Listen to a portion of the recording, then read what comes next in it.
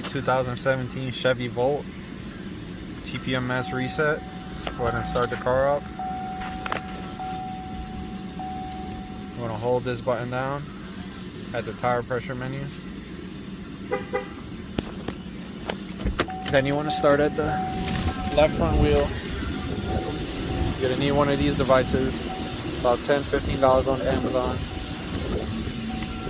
Press the button. You hear the beep. Go to the next tire.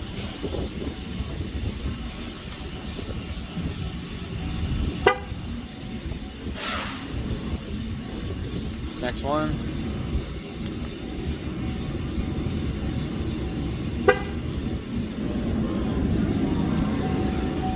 Last tire.